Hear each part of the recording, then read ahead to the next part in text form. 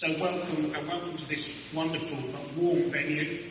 Where else do you get invited to go to a meeting that gives you such a wonderful sea view and cooks you at the same time? So we've got the doors open, we've got water and juice over there. If you need to fill up, please fill up. There will be short breaks between each of the speakers to give you a few moments so that you know where the loos are at the back, etc., etc. This building has been really transformed. It obviously has been in existence a long while. I remember the first time around when it was a wonderful new building. People called it the greenhouse on the seafront. And that was part of the issue with it. It was always the hottest building in town in the summer and the coldest building in town in the winter. But the transformation you can see in here now is just amazing. And we thought, what a better place to host our first face-to-face ambassador event in an awful long while. So that's why we're here today. And you'll hear a bit more from Gabby later about the feedback from the surveys that you did and the fact that one of those things was really clear. You wanted to have the opportunity to be face-to-face and facing the sea. If anyone forgets, the role of the ambassadors for Lowestoft came about as a result of really the bid to the government for the £25 million to help develop Lowestoft and the creation of a place board. Lots and lots of you were involved in the various workshops to say what Lowestoft needed and how Lowestoft wanted to come together. And you all wanted to stay involved. But when the government said you have to have a place board of 25 people, and this is the makeup of it, we're never going to be able to fit you all in at 25. So the ambassadors were born. I think we have nearly 200 ambassadors today on our list, and we've got 50 of you booked in today along with support. So that's how the ambassadors came about. And it really is a two-way process in terms of, we need to brief you, as we hopefully do this morning, on some of the things that are happening and have happened in Lowestoft. And it's really important that you take those things back to your colleagues, your friends, your family, your organisations, so we start to really spread the word around the good stuff in Lowestoft, but also that we hear back from you about the things that you think are important and things we need to be doing as a town. And we as the ambassadors have a voice into the place board, because on every agenda there is an item about what the ambassadors are doing and what the ambassadors need to know and what the ambassadors say. So there's a real two-way communication. So stuff we hear today, particularly in the workshop at the end, will be fed back to the place board where big decisions about Lowestoft are being made. So it's just to kind of paint that picture of where we sit as ambassadors. We'll always recruit more ambassadors, so if you've got other people who are not yet an ambassador that want to be an ambassador, then they're more than happy to join the throng. You're going to have a series of presentations this morning from guest speakers. And again, it's about getting that information to you about things that are happening, things that have happened, so you can share that. Without that knowledge, how can you promote the town really well? Gabby's going to update you on the survey shortly. That we did the survey to try to find out what the ambassadors felt, what they thought we needed to be doing, and you'll hear about that shortly. And Gabby works tirelessly on behalf of all of us to kind of really try to drive that and has effectively orchestrated the event today in this building. Hello everyone, I'm Gabriella Fox. I'm the one that you always get an email from, so this is a face to the emails. So we sent out a survey in March time. It was open for about a month, and we had a total of 26 respondents. The survey finished in April, so I've spent some time analysing the data on your tables. There's some little graphs and spreadsheets, but I'll just go through that today. And obviously this information is really important to us. We can take it on board, and then we shape the events. Like today, obviously you said you wanted an in-person event. Now COVID's not so prevalent, then we can hold these events like today. So there'll be some slides on the pieces of paper about which sectors we're from, and we thought that was quite key to get that information so that we could understand what sectors that we have and what the base of opinions are from. So from the length timing that you wanted the events to be. There was 26, this microphone's really tall and I'm on tiptoes. 26.9 said that the event should be an hour. I'm not as tall as you. Simple stuff, eh? 34.6% of people said that they wanted the event to be 2 hours, and 38.5% said that they would like it to be an hour and a half. So the takeaway of this is that we're going to try to vary the events between an hour to an hour and a half, maximum 2 hours. I apologise for today. 38.8% of people wanted the event to be mid-morning, and then 30.8% of you wanted them to be late afternoon. So we're going to mix them up. We'll have some morning, some afternoon. So we wanted to ask what you expected to achieve from these events. 9 of you wanted to be involved in projects and initiatives, hence the workshop element of today. 10 of you wanted to be just informed by what's going on in Lowestoft so that you had the information to share back to your networks. A couple of you had emailed me privately to say that you wanted more networking opportunities, and then a mixture of you all wanted a mixture of the above options. For the format of the events, 73.5% of you wanted hybrid approaches to the events, so a mixture of in-person and physical, in-person and virtual. 15.4% of you just wanted in-person events, which is fine, but I think we're going to try and stick to a mixture because the majority of you wanted that. So we have obviously taken this all on board, and we have had 38.5% of you say that you would highly recommend the ambassador program to a friend or a colleague, which obviously is only going to grow if you promote it to your friends, relatives, colleagues, give it to your business, your manager, anyone, to tell them what we're doing and what you get involved in.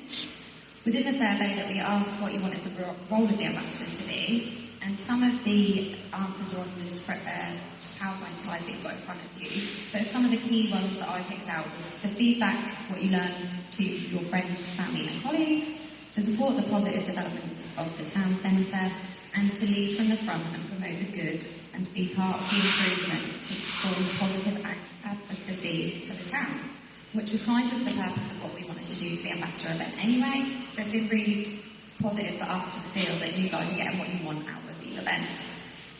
And obviously you suggested some topics, so I've taken all of these on board. They're on my list of things to organise going forward. The next event will focus on the energy and skills sector, and this will be around October time, but you'll get an email from me with some dates, times, and some other information.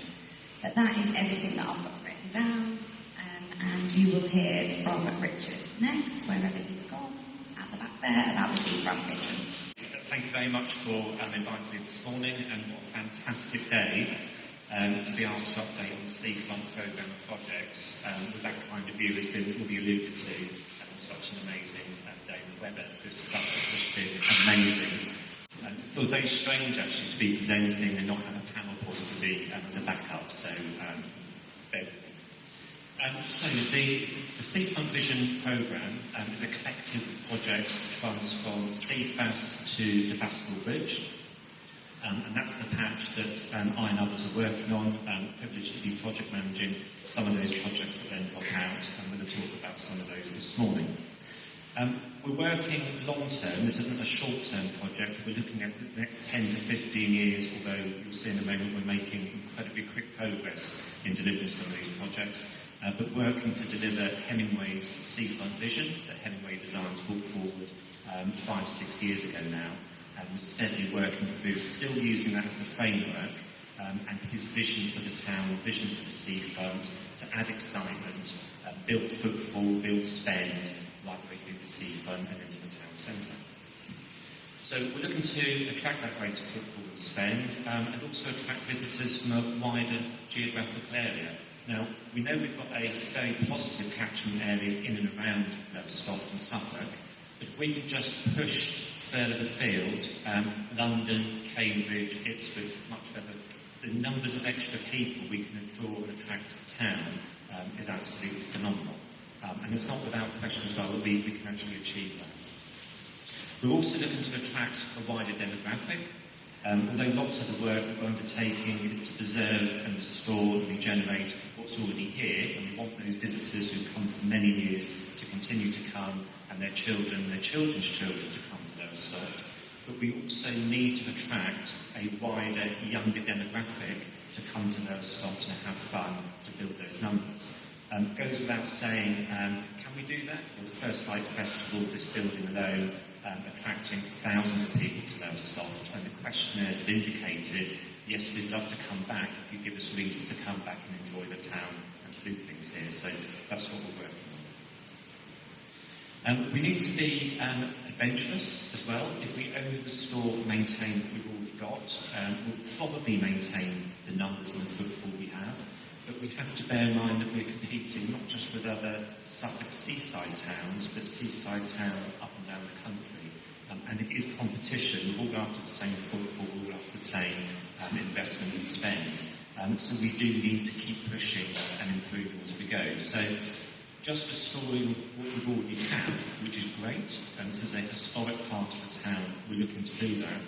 We also need to be very adventurous, such as this kind of building, the boardwalk, the East Point, the Eastern Edge 72 chalets we've just constructed.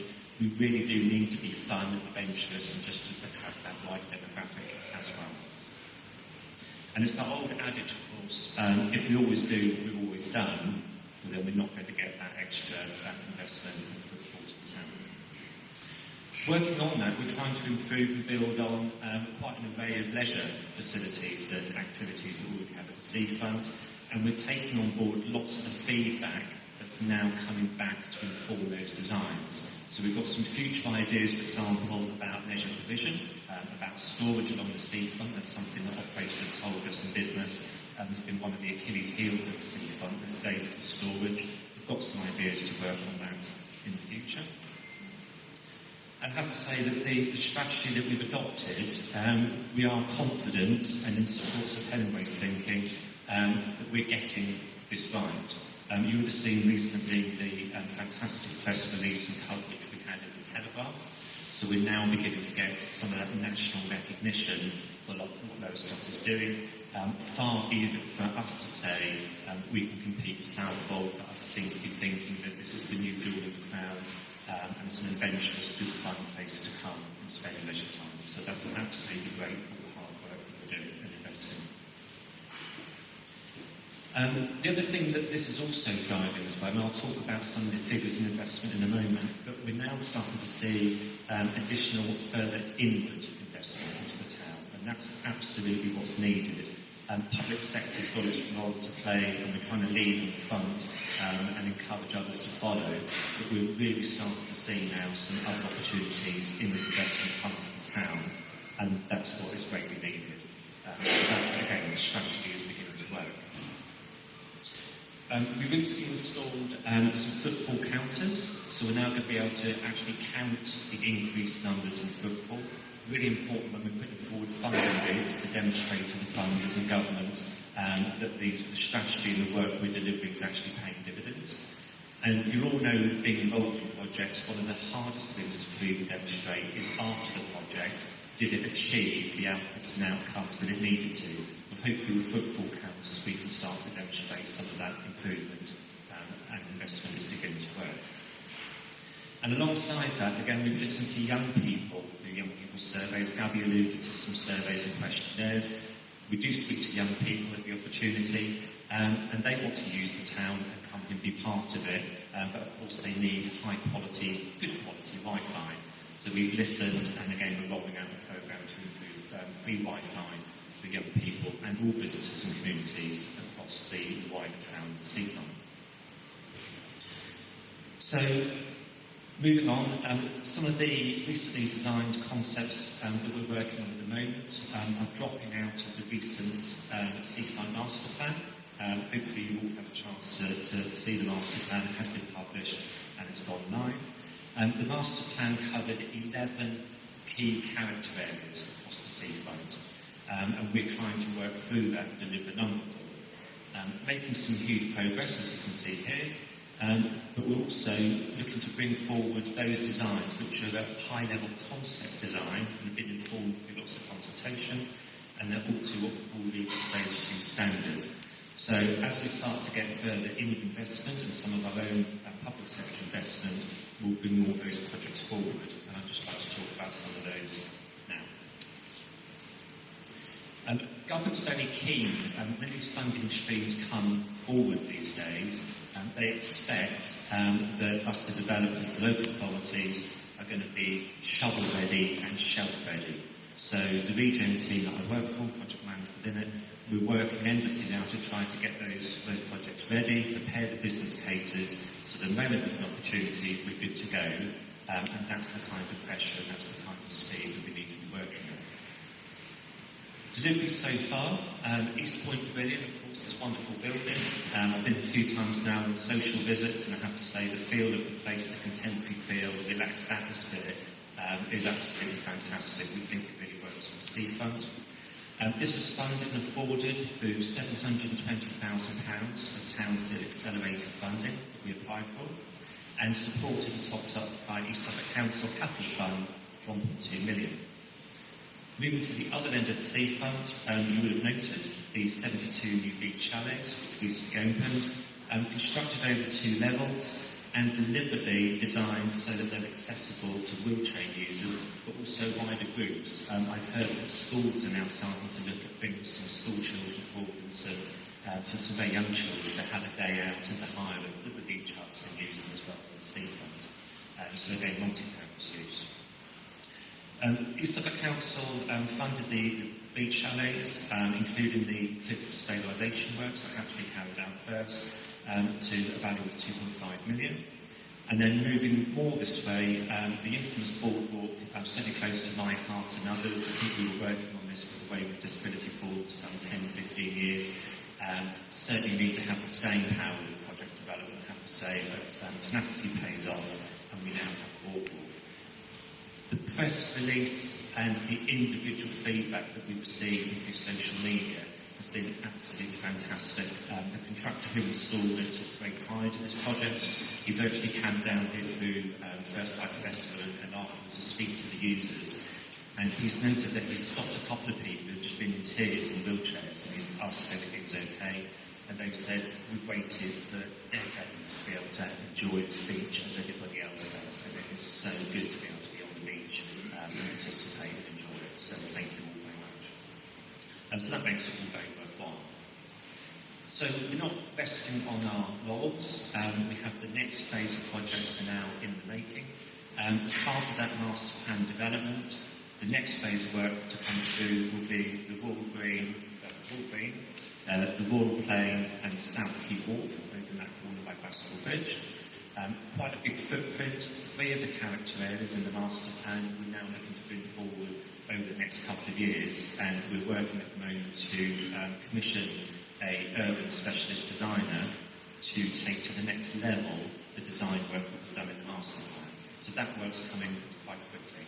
And it was mentioned to me earlier, will that include the water fountains there for play? Yes, it will. So that's part of the project, is to bring those forward and some other public ground development. All in support of this wonderful building, spill out space and opportunity for people to go out and enjoy seating outside and maybe enjoy other events. So that's in the making at the moment. To be able to bring that forward, we bid for and we were successful as part of the big bid that Phil alluded to, with £1.27 million worth of town's funding support. And we've also, East Suffolk Council has topped that up with further £26,000 at the moment to bring forward the Active Seafront project, which is an outdoor gym for a length of a mile along the seafront. So again, enabling local communities to have access to leisure facilities, which of course will be free of charge. A number of other projects we then move on to work up. Just an example, business case development will start shortly for the Wellington Gardens, their restoration. South Pier, music to Danny's ears, lower and upper promenades, and also the link roads to better improve the linkages between the seafront and London Road South Retail. So again, that's one of our pipeline projects that we'll be working on in the near future going forward.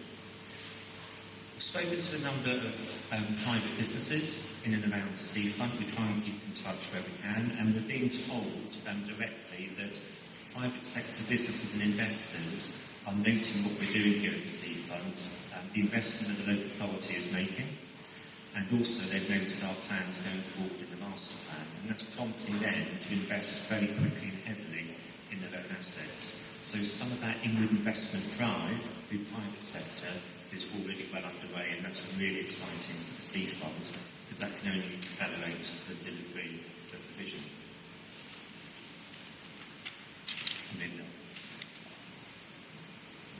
So it's already been mentioned. I'm not going to say too much about it because you will run for the hills when this event finishes, but really important going forward, what can the ambassadors do to bring to the party in terms of promoting the work that's being carried out.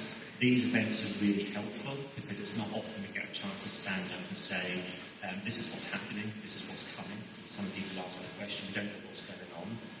Well, hopefully that's your role, our role, to promote that and tell people as wide as possible there's an awful lot of good work and development is on its way. And sharing with the vision as well that we have in the seafront going forward. So I look forward to helping and supporting that workshop at the end of this event. A couple of points just before I go on to the next item. Just be interested to know your feel. If you've seen the master plan, please do have a look. It is online on the local authority's website. Please do have a look.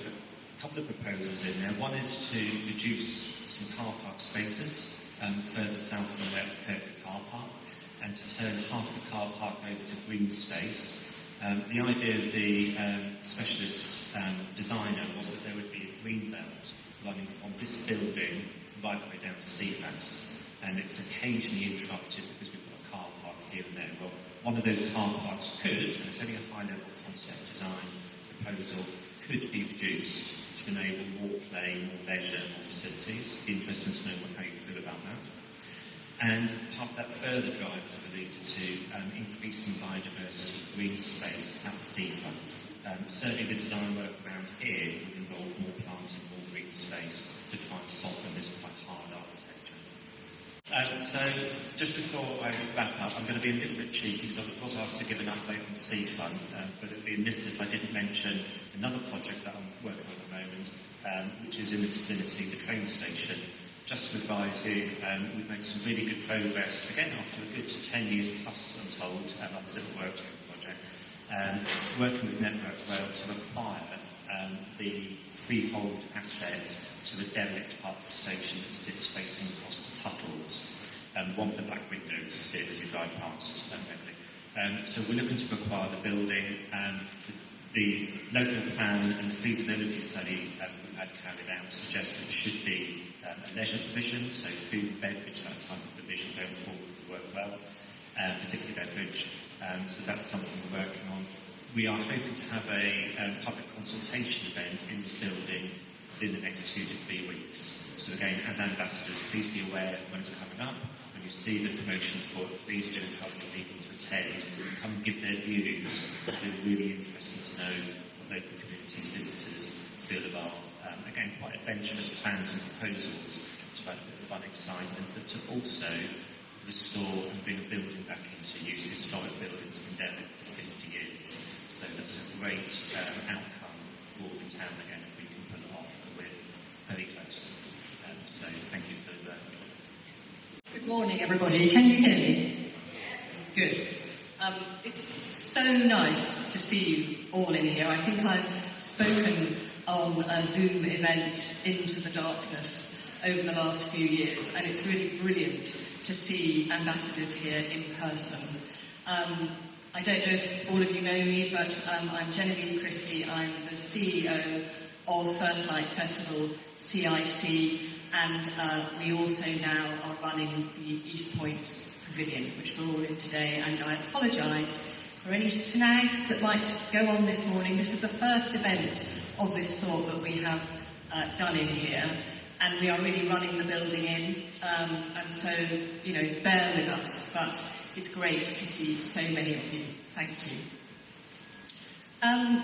I hope that most of you know about First Light Festival. Does anybody not know about it? No. I mean, basically, it is a multi-arts festival, and the key things about it are that it is free access, and it is for Lowestoft, and it is for the wider world. The other important thing is that it takes place at midsummer, and our sort of USP is around the first light of Lowestoft. And that is something that we try and convey in everything that we do. The other thing is that we work with a lot of partners, over 60 partners, local, regional, national, to make the festival happen. And also people like you in here today to spread the word. The festival is all about flying the flag for Lowestoft. That's what we're doing it for. I was amazed when I went to Norwich this year, to the Norfolk and Norwich Festival, which was its 250th anniversary. It's a wonderful festival, and it was full and vibrant. But it made me think, this is only the second year of First Light. So there's a long way to go. I don't know if it'll be centuries, but, you know, it's worth bearing in mind these things. But actually this year, the festival got off to a flying start. I don't know if any of you saw Look East on the Friday night of the festival weekend. Look East came to South Beach and they broadcast the whole programme from the beach. They had the whole team there. They did the weather, which was ironic as it turned out. The beach looked absolutely beautiful. They interviewed people who were taking part. ITV also came along, and they also broadcast the weather, so double irony there. You may remember that we had tropical weather on the Friday of the festival, and then on the Saturday we had really quite dreary weather, and then we had very extreme weather. So it was very interesting for those of us who were producing the festival. But the weather didn't deter people at all. If you were here, you would have seen the footfall that there was. I don't know, I'm looking at Paul. I don't know if I'm allowed to say figures that have been tracked that came to the beach over the weekend, but it was in their tens of thousands. It was more than in 2019, when we had over 30,000 people. So we were really very thrilled about that, especially after, 2 years of COVID and everybody having to galvanise themselves across the town within our team, to make this thing happen. So thank you for people who were involved who are here today and for people who are watching as well. The press as well keeps on coming. If any of the women in here take Woman and Home, which I occasionally do, you'll see an article in this month's magazine about the festival showcasing Lowestoft again. Richard mentioned the Telegraph article, which described Lowestoft as the new jewel in Suffolk's coastal crown. And in that article, they mentioned Zach's Cafe, the Excelsior, the International Boat Building College, Mark G's Restaurant, the Waverley Smokehouse, 303 Gallery, and the East Point Pavilion. We worked really hard with that journalist in the early days for that piece, and it was fantastic that she included so many elements of Lowestoft. All of this helps to grow confidence in Lowestoft as a destination and as a place to live and work. And we hope that First Light has been central to that and that it's acted as a catalyst for changing the narrative around Lowestoft.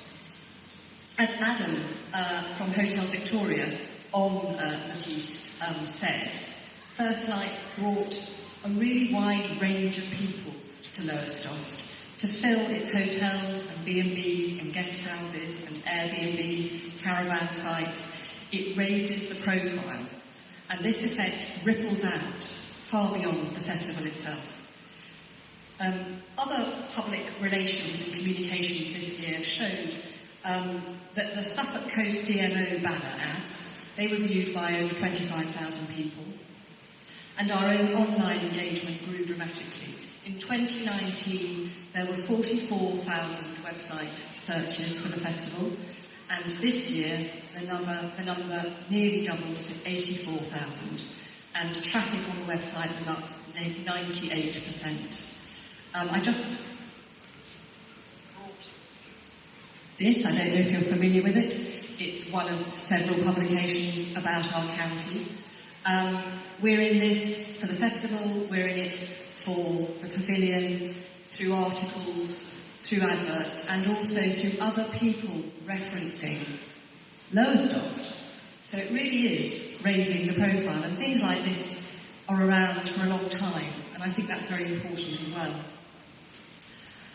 Before we moved into the pavilion this year, our pop-up office was on London Road South, and that was brilliant for us because we had an open door and people popped in to find out about the festival, and some of them asked to volunteer. I just wanted to say a few words about our volunteering team. I think some of you here volunteered and some of you took part in other ways. Our volunteering team is so important to the smooth running of the festival, and we are hugely grateful to everybody who did volunteer. Our volunteers this year were really very visible. They were in incredibly bright t-shirts. And what was fantastic was the feedback that we got from volunteers who said to us that members of the public came up and thanked them for being involved in the festival, for supporting it, and what a great, contribution they were making, and I was delighted to hear that. Being part of the festival boosts the sense of community, and we hope it brings people together.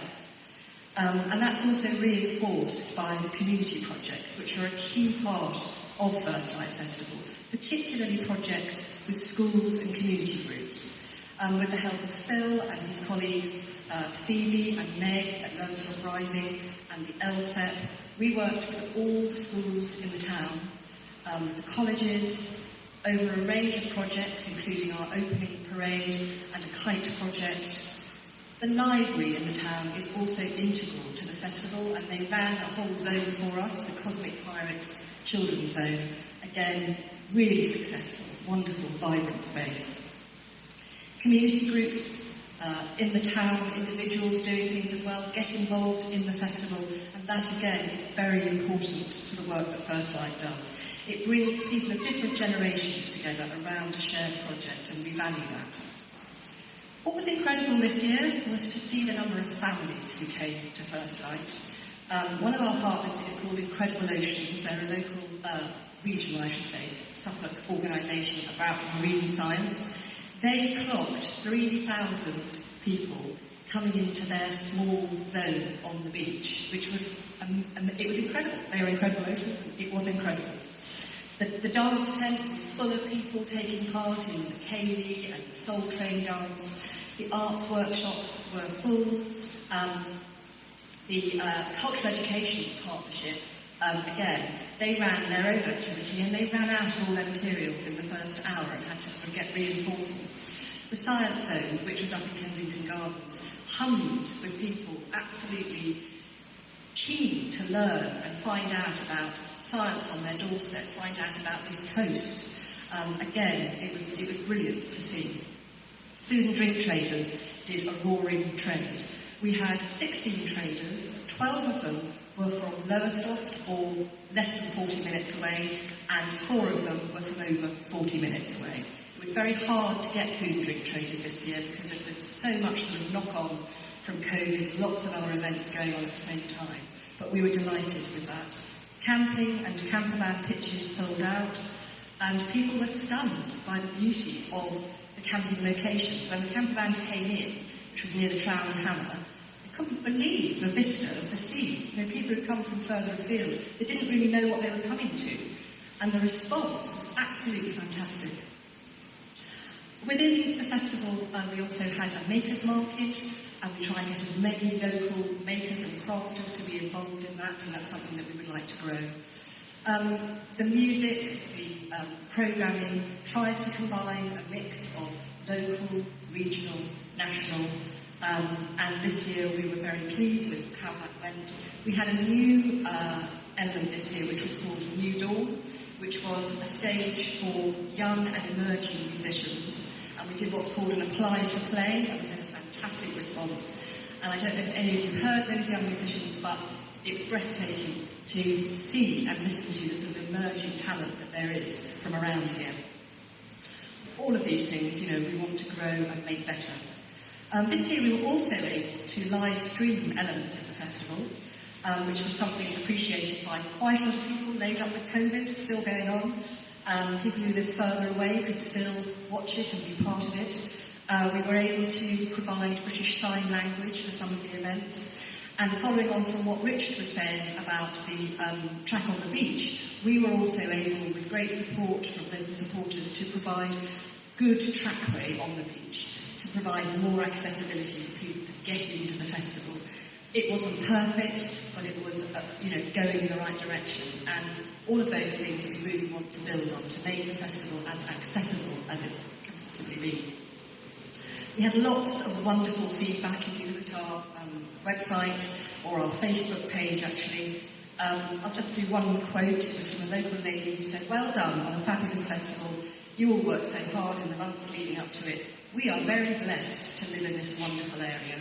That was the nicest thing to hear. It kind of makes people look at their own environment and value it and be thrilled.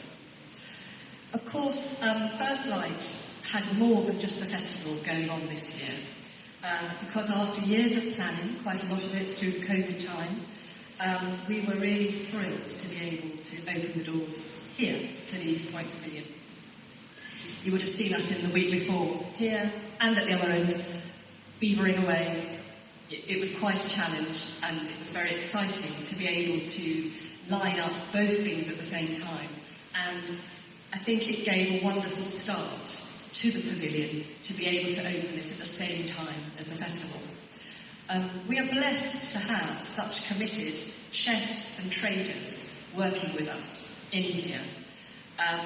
They're really talented, and they've come in with us to make a go of this. If you look around the space, you'll see Trader Manus, Oyster Kitchen, Black Dog Pizza. We've got the bar, which is Sir Toby's, and we're going to have Rock the Casbah very shortly. And last weekend we also opened the outside kiosk. At the moment, it's a mixture of very local people and some other people from further afield in here. It's developing. The food is fantastic. You may know Trader Manus because it's part of the Jojo Empire, I should say. Jojo's in town. And you may know Sir Toby's from the Stamford Arms as well in town. Sorry, I'll just turn up here.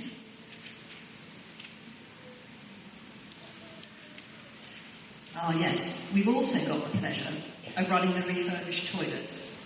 And I'm particularly thrilled that they include a changing places facility. If you don't know about changing places, it is a really wonderful resource for people with disabilities and their carers. It means that they can come and enjoy themselves on the beach in this setting, secure in the knowledge that they have that resource there. And we've been doing a little bit of publicity about that recently as well, but it is fantastic. I think there's going to be more changing places in the town, but I think this is the first one in this area, and it is a great facility. It's also been really fantastic to see other events taking place this summer, now that we are here. This weekend we're really looking forward to the Vessels Festival, which I'm sure a lot of you know about, which will be taking place partially on South Pier, with beautiful ships that will be coming in. And we're also excited to be putting on what's going to be called the East Point Beer Fest on the August bank holiday weekend, with beer from Suffolk breweries, live music, DJ sets, great food from our traders and also other producers, and children's activities. And once the holidays are over, we'll be planning some pop-up markets and Oktoberfest, and we're looking forward to a Christmas event too. The RNLI, Kirkley People's Forum, True Colours Lowestoft, MenCap and Access Community Trust are all booked in to use the space for meetings, for trainings and for social activities, including the Lowestoft Film Festival awards ceremony in October. And I'm really looking forward to hearing your ideas as well later on this morning as to things that you think could take place here. So it will be 6 weeks on Saturday since the pavilion opened, and it's been a great few weeks, and we are really excited to develop this space. We want it to be as welcoming, as accessible, as flexible and fun as possible. and I really hope that I'll see many of you here again very soon. Thank you very much. I'm Councillor Paul Ashton. I'm Chair of the Lowestoft and Northern Parishes Community Partnership. We were set up via East Suffolk Council in 2019 so that we could bring communities together and try and help. And we've done a fantastic job, I think, over the time. Our first meeting, which was in 2019, October, we had invited all the town and district councillors. We had representatives from the parish, plus all those people from the communities. We had a lot of information given to us about the surroundings of Lowestoft and what it needed. And it was quite surprising that we have areas here which are very affluent, but we have areas here which are quite deprived and are suffering. So we are trying very hard to help those suffering areas, both in the towns and the rural villages. We need to bring them all together. So we did a workshop and we came up with our 3 priorities.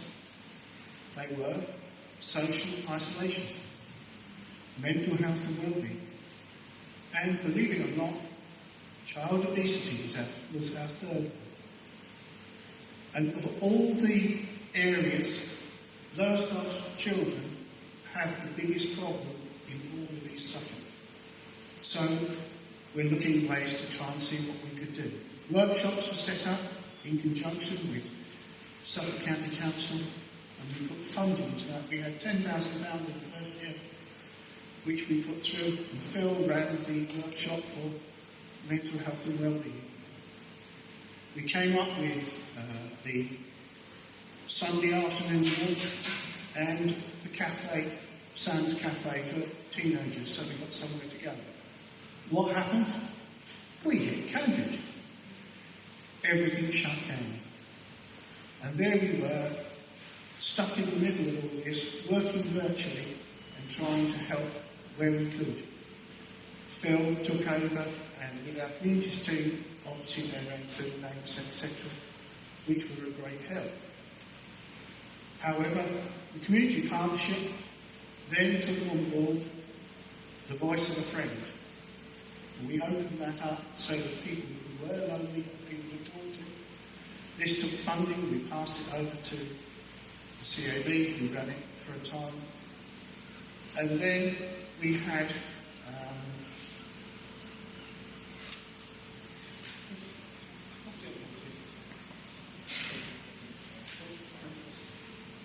and then we had other projects to try and help people come through. When we all started to come back together again, which was virtually a year later, we were still meeting remotely, but we tried to work on our projects. With Suffolk County Council, we looked at children in schools, primary schools generally and preschools, with the Amsterdam project to try and get them to eat healthily. And this led to a series of projects where we had small grants, and people were able to apply for these small grants. And we provided funding to Lowestoft Rugby Club, who ran a bus service into the villages, because there was no transport there at that particular moment in time, and there still isn't, although one has just started, which I'll talk to in a moment. We also helped where people were coming out of COVID to try and get them back together. There's an over 80s club at Alton. We provided them with funding so they can come back together and meet and clean the building so it's safe. Now, COVID is here to stay, so we have to live with that. But people are still very often frightened to come back out. We need to try to encourage them to come back out. With our Healthy Eating project, this was stemmed by Summer Lane School, who was suddenly handed an allotment. What a wonderful thing, children going out planting and learning about food, how to grow it, and what to eat and what not to eat. This stimulated it, and with Fanny's help, we had some pallets. And a colleague of mine, who's a retired carpenter, made a couple of planters. We had those planters at our event in March, and with everybody coming together, we now have, and Danny's going to talk a little bit more about that in a second, how that has grown. Phil has been a great help with us with that because he meets with the schools. And we now have 12 of the 22 schools signed up and they have planters. So I'm going to hand over to Danny and he'll explain how we set those up and where it was. Cool. Yeah, the planter scheme have really taken off. And you've got to thank Phil for that because he's the guy who's got the contacts with the heads of all the schools in and around Lowestoft. We've got the Soul Studio. Those of you that know what the Soul Studio is, great organisation. It's the special objectives for local disabled. What it is, it's an area where, or a unit where disabled people are taught how to woodwork, and they made up planters for us in school. But not only just made up planters, but really great planters, fantastic planters that we've taken around to the schools and they really enjoy it. And we've been working now also with Helen at the Land Plant Centre. I think Helen's here today, but she's a great advocate. She's delivered them all the compost, and she's got a load of seeds for us for nothing. So these schools now have got the planters, they've got the compost, they've got the seeds, they've even got a watering can. We give them a watering can. So they can now teach the kids how to grow vegetables, and then we plan in the future to have events where we can show them how to cook them. So that's one event that the community partnership has really, really worked well with. There's loads of things, as Paul was saying, through the small grant scheme, really, really great stuff. Carol, Reutilise, she's another great advertiser. Reutilise is an organisation down on Watlow Road. If you want some paint, people, go to Reutilise. You'll pay just a fraction of what you pay for paint in the shops. Brilliant. If you've got some paint you want to pass on, then they'll take it. Look it up. It's really good. Right, now, what I want to move on to now is what this winter holds. Because our next major project is the Warm Rooms project, which is kind of ironic when we're in a very warm room. But we all know that we've got what I call a perfect storm coming this winter, where there's going to be huge pressures on families and individuals to be able to feed themselves and to be able to warm their houses. And I guarantee you that some people in this room today will face problems. It's going to be a big thing. I want to give you a few statistics, just a little bit, so just bear with me. This is from the Food Foundation, and this was put together in May 2022, so May this year. And it says, in the past month, 12.8% of households, which is 6.8 million adults, have had smaller meals than usual, or skipped meals because they couldn't afford or get access to food. Additionally, 8.8% of households, 4.6 million adults, reported have not eaten despite being hungry because they couldn't afford to get access to food. And 4.6% of households, 2.4 million adults, have not eaten for a whole day because they couldn't afford to get access to food. In total, 13.8% of households, 7.3 million adults, have one or more of these experienced in the past month. I mean, that's incredible. The statistics on here are low. Let me move on to another one. This is from the Charteris Institute of Environmental Health, and they talk about fuel poverty. Official statistics for 2020, the most recent year for which figures are available, show that 13.2% of households were in fuel poverty in 2020, we're 2 years on. Even before rising energy prices hit, fuel poverty, that comes from the National Energy Action. That soaring increase means the cost of heating an average home will have doubled in 18 months, and the number of households in fuel poverty across the UK will increase to 6.5 million in April, an increase of more than 50% in just over 6 months. So So, I mean, this, you know, we can't get away from it. We have got some real problems coming. So what do we want to do about it? With a community partnership, in conjunction with Phil and others, we want to set up some warm rooms. Now, what a warm room is just a venue, for instance, like this, where we can have a place that's heated so that people that can't afford to heat their homes, at least maybe 2 afternoons a week, can come in and they can have some heat, maybe a way of I mean, we're looking at ways that they may be able to offer some food as well, but other things as well, to offer advice to people so that they can, to make sure that they are getting whatever benefits are available to them and so forth. I mean, this is a major thing, and we're not talking about the usual sort of, you know, elderly couple who are sitting in front of a 1-bar electric heater. We're talking here about young families. We're talking about, you know, single mums with 2 or 3 kids that aren't going to be able to feed them. And the reason I'm so passionate about this is because my mum brought me and my 2 brothers up on her own in the 60s, and I know what it's like to have bread and jam for tea every night, because I've been there. And that's all right in 1962, but it's not all right in 2022. We've got to do something about it.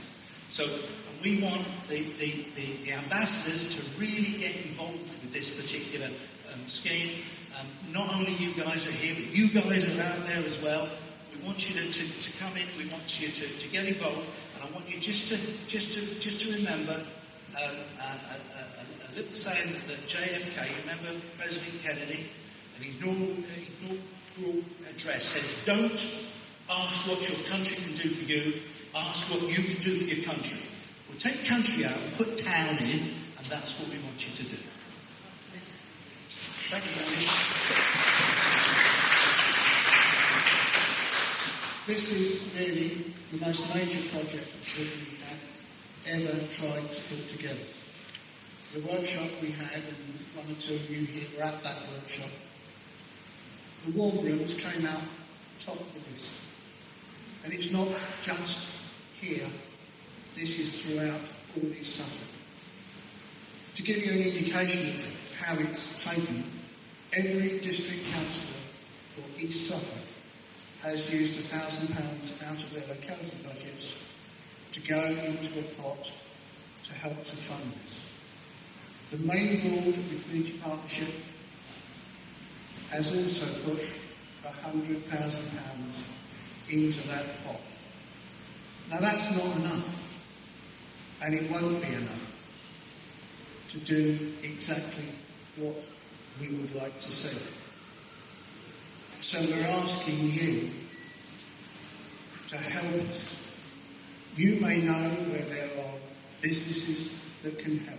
They've got funding, they have access to different things.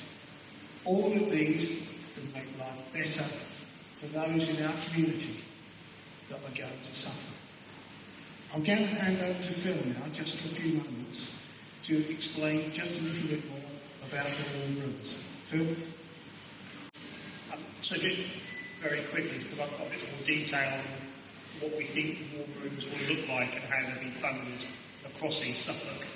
And I know that the community partnership want to put more money into doing more of those. But just so people are aware, the basic concept that this was tested last winter in Bungay really successfully. They did move the warm room every day, which kind of confused some people. But it was a different venue every day. What we're looking for is a more static venue, once or at least twice a week, 6 hours a day minimum to be open. With the basic, it's heated, it's lit, and there's tea and coffee. And the funding will cover that basic element. Now, there'll be some places that already run that kind of thing, that already have the lights and the heat on tea and coffee. They may well become a warm room, they may well be able to benefit. But we're also looking for other places that will be able to do this. And whilst they'll be across the whole of East Suffolk, the numbers we need in Lowestoft will be much higher because, you know, the poverty level is much higher in Lowestoft. We have 3,700 children on free school meals, so we know at the moment we're having to do fish, food and school holidays to feed children who won't get fed at home. So we know the warm rooms will be really needed. But in order to fund them, because the electric and the heating costs are quite substantial, we're only going to have so much money. And the content of what happens in each of those rooms will be very different. You know, the library, I'm sure, will want to do something, but it'll be different in the library to a church hall or to a cafe.